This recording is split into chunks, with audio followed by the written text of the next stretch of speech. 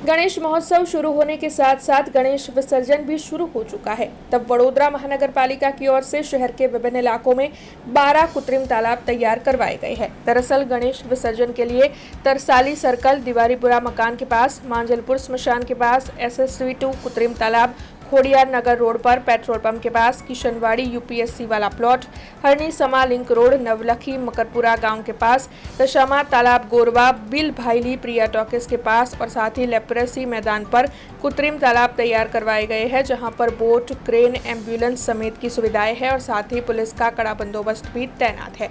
ऐसे में आपको बता दें कि इस बारे में स्थायी समिति के चेयरमैन डॉक्टर शीतल मिस्त्री की ओर से ज्यादा जानकारी दी गई है।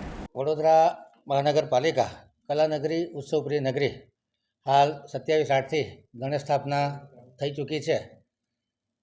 જે ગણેશ ભક્તો છે એ ગણપતિ વિસર્જન અલગ અલગ દિવસે કરતા, ત્રીજા દિવસે, પાંચમા દિવસે, સાતમા દિવસે અને 10મા દિવસે ગણપતિ વિસર્જનનો એક અનેરો મહિમા વડોદરામાં રહેલો છે। ગણપતિ વિસર્જન ખૂબ સારી રીતે થાય। ગત વર્ષે પણ કહી શકાય કે ઐતિહાસિક આબેહૂબ વ્યવસ્થા વડોદરા કોર્પોરેશન દ્વારા કરવામાં આવી હતી। આ વખતે પણ ગઈ વખત કરતાં વધારે તળાવો બનાવવામાં આવ્યા છે। ગઈ વખતે 9 તળાવ હતા, આ વખતે 12 જેટલા તળાવ બનાવવામાં આવ્યા છે। તે દશામાની મૂર્તિ માટે પણ જે તળાવનો ઉપયોગ થયો હતો એમાંથી પણ મૂર્તિઓ ખાલી કરી અને એમાં નવું પાણી ભરી અને આ તળાવ ગણપતિ ઉત્સવમાં પણ વપરાય એ પ્રમાણેની તૈયારી VMC યુદ્ધના ધોરણે કરી છે। તળાવની વાત કરીએ તો પૂર્વ ઝોનમાં 3 તળાવ, પશ્ચિમ ઝોનમાં 3 તળાવ, ઉત્તર ઝોનમાં 2 તળાવ અને દક્ષિણ ઝોનમાં 4 તળાવ। મેં કીધું એમ કે 10 આર્ટિફિશિયલ લેક છે, 2માં એક દશામાં તળાવ કે જે કુદરતી તળાવ છે અને એક તળાવ હરણીમાં એક એન્ક્લોઝ પોન્ડ છે, એનો આપણે ઉપયોગ કરવાના છે। ખાસ કરીને પૂર્વ ઝોનની વાત કરીએ તો ખોડિયારનગર જીઓ પેટ્રોલ પંપ પાસે 40x25x4નું તળાવ બનાવ્યું છે। લેપ્રોસી ગ્રાઉન્ડ ખાતે 35x29x4નું તળાવ બનાવ્યું છે। કિશનવાડી UCHC વાળા પ્લોટમાં 30x30x4નું તળાવ બનાવ્યું છે।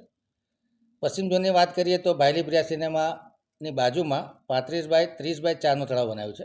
દશામાં તળાવ છે 110x70x8 મીટરનું તળાવ છે।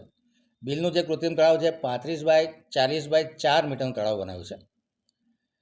અને હરણી આજે ઉત્તર ઝોનની વાત કરીએ તો હરણી સમા લિંક રોડ ખાતે 50x70x4નું તળાવ બનાવ્યું છે।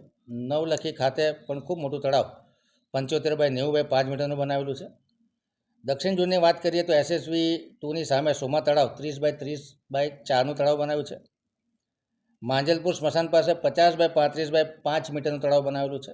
તરસાલી સર્કલ, દિવાળીપુરાના મકાનો પાસે 15x25x3 મીટરનું તળાવ બનાવેલું છે અને મકરપુરા ગામ પાસે 15x25x3 મીટરનું તળાવ બનાવેલું છે।